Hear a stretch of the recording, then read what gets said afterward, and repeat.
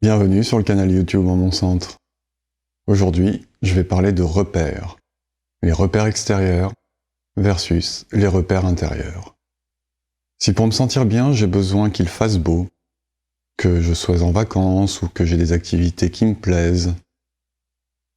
Si pour me sentir bien, j'ai besoin que les autres me trouvent beau, intelligent, que j'ai une position sociale reconnue, que je sois reconnu par la société. Il est probable que je me sente pas bien en permanence, pas tout le temps. Dans tout ce que je viens de dire, je me sens bien parce que je réponds à des critères donnés et reconnus par autrui. Ce que j'appelle les repères extérieurs. Ils ne viennent pas de moi, ces repères ne viennent pas de moi.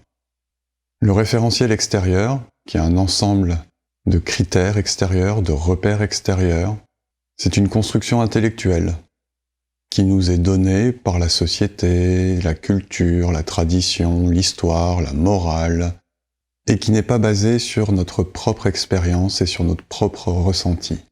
Ces repères extérieurs sont faits de jugements, d'opinions, de valeurs, qui me viennent d'autrui, auxquels j'ai donné mon accord, consciemment ou pas, mais qui ne se basent pas sur mon expérience et mes ressentis personnels. Et ces repères extérieurs, je ne les ai pas nécessairement validés par ma propre expérience et mes propres ressentis. En se référant à ces repères extérieurs, eh bien, je suis ballotté par la vie, je suis dans l'émotivité. J'en viens à être incapable de savoir ce qui est bon pour moi, par moi-même. En fait, je suis dans un état permanent de distraction. Distraction au sens étymologique du terme, être tiré vers l'extérieur. Ça a pour conséquence que mon état intérieur dépend de conditions extérieures. Si les conditions extérieures fluctuent, mon état intérieur fluctue.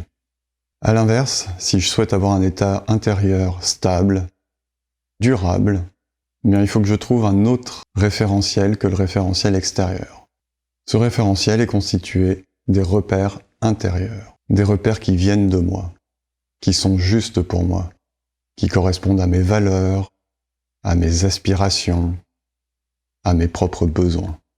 Ce référentiel intérieur, c'est les ressentis, et la mémoire qui est constituée de l'expérience de ces ressentis. La somme des expériences, des ressentis que nous avons eus. C'est donc un référentiel que l'on vit dans le corps et qui est issu de notre vécu.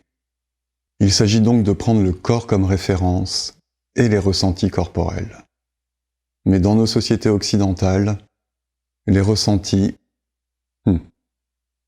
on a plutôt basé notre développement sur la construction intellectuelle.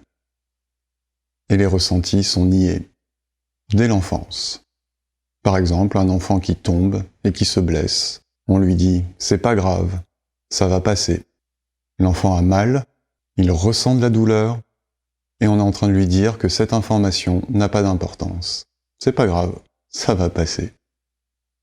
De même, quand il a une peine, un chagrin, on lui dit que ça va passer, tu es triste, ça va passer. Il a un sentiment qui est associé à un ressenti. Quand on est triste, on se sent vide, on se sent sans énergie, et on est en train de lui dire que c'est pas grave, que ça va passer. On peut aussi entendre des phrases du genre « il y a des choses plus graves dans la vie », c'est-à-dire qu'on est en train de vivre de la tristesse, du désarroi, ou de la colère, c'est-à-dire des émotions avec des ressentis forts. Quand il y a de la colère, ça s'agite à l'intérieur de nous. On peut avoir le cœur qui s'emballe, on peut avoir des tensions musculaires. Mais non, c'est pas grave.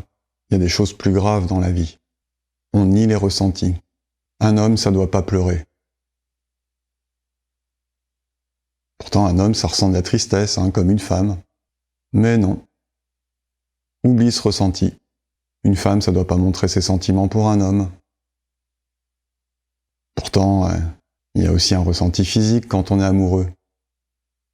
Mais non, on le nie, on le laisse de côté, on le cache, on l'enfouit. En plus de nier les ressentis, on reçoit un conditionnement à répondre aux injonctions extérieures, à s'approprier les repères extérieurs. Ça commence à l'école, par exemple. On nous dit, le prof nous dit, nos parents nous disent, tu es intelligent ou pas. C'est quelqu'un d'autre qui vient nous dire ça. Et puis, à force qu'on nous le répète, on finit par se l'approprier.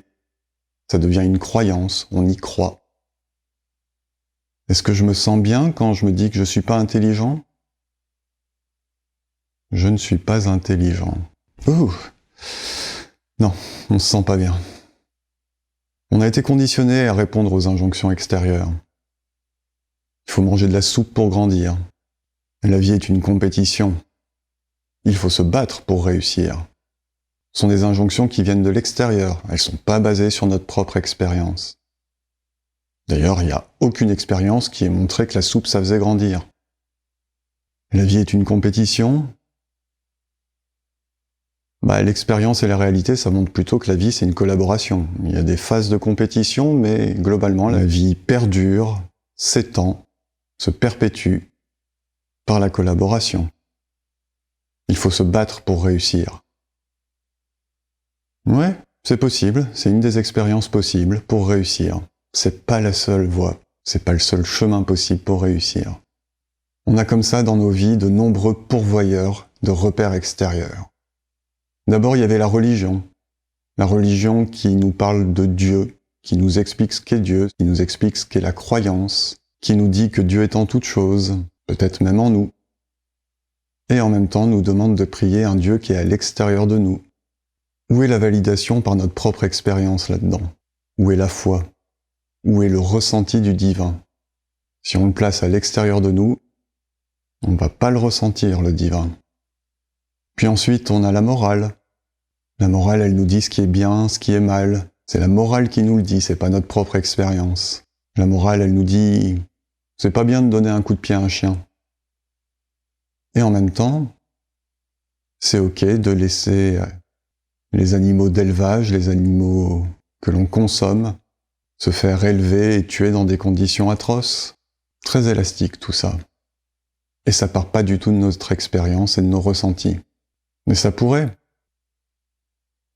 Il suffit que je fasse l'expérience, ou que j'imagine l'expérience. Qu'est-ce que ça me fait vivre ? Qu'est-ce que ça me fait ressentir de blesser physiquement un être vivant ? Ça nous est tous arrivé, volontairement ou involontairement. On se sent pas bien. On a des ressentis corporels qui sont vraiment pas agréables. J'ai pas besoin d'une morale pour me dire ce que je dois faire, ce que je dois penser. Je suis capable de le concevoir par ma propre expérience, en écoutant mes ressentis. Ainsi conditionné aux repères extérieurs, à les suivre, à les écouter, sans les valider par notre propre expérience, sans écouter nos ressentis, mais on en vient à s'approprier des repères extérieurs et à ne fonctionner qu'avec eux au quotidien. Le matin, je me lève, tout va bien, je me sens en forme, j'arrive au boulot, et là, il y a un collègue qui me dit « Ouh là là, t'as l'air fatigué aujourd'hui !» Et bing, je me sens fatigué. J'ai donné mon pouvoir à un repère extérieur. Et ce repère extérieur a eu le pouvoir de changer mon état intérieur. On donne aussi du pouvoir aux marqueurs de la réussite, sociale, professionnelle, personnelle. C'est-à-dire qu'on se comporte selon ces repères extérieurs, sans écouter comment nous, on a envie de rayonner la vie. Quelles sont nos propres valeurs, nos propres aspirations, nos propres besoins. Et ça marche d'une façon générale avec tout ce que pensent les autres, à partir du moment où on y donne notre accord. Ça marche avec ce qu'il faut penser, ce qu'il faut lire, regarder comme film, les partis politiques qui sont acceptables ou pas, quelles sont les opinions acceptables, les opinions pas acceptables. Se référer aux repères extérieurs, ça entraîne donc de la comparaison en permanence. Brad est plus beau que moi. Lucie est plus intelligente que moi. Je suis plus malin que Régis. Machin a fait comme si dans telle situation. Elon a fait comme ça pour réussir professionnellement, pour faire sa carrière. Et la comparaison, accessoirement, ça crée de l'envie et de la jalousie. Est-ce que je me sens bien quand je suis envieux et jaloux ? On est tellement accro aux repères extérieurs qu'aujourd'hui, on a même besoin d'une montre connectée pour savoir à quelle vitesse notre cœur bat. Vous savez ce truc-là qui fonctionne en permanence ici ? On le ressent. Quand il bat lentement, quand il bat vite. Pas besoin d'une montre pour ça. En fait, on est comme des enfants. Les enfants, ça a besoin de repères extérieurs pour se construire.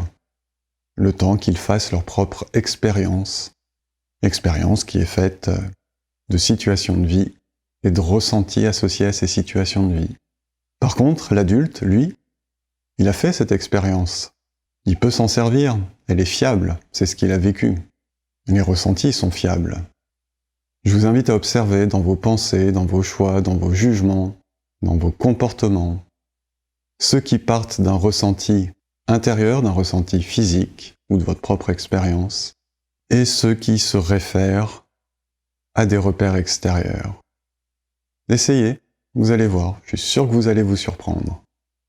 Pour avoir un état stable intérieur, et accessoirement se sentir bien durablement, il est nécessaire de revenir à un référentiel intérieur.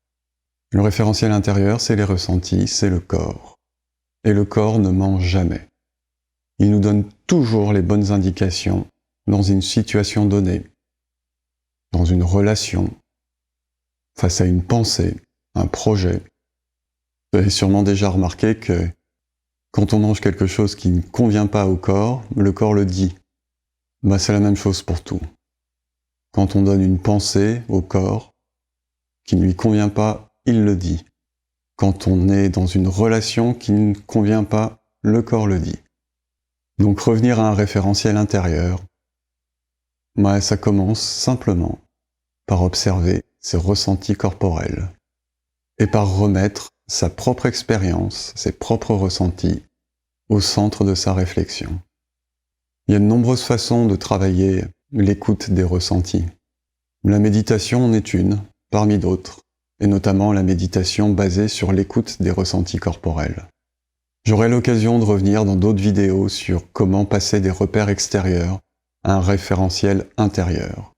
Mais d'ici là, je vous invite, si vous en avez l'élan, à commenter cette vidéo, à la partager, à vous abonner, à cliquer un pouce et à expérimenter la vie. Belle expérimentation à vous!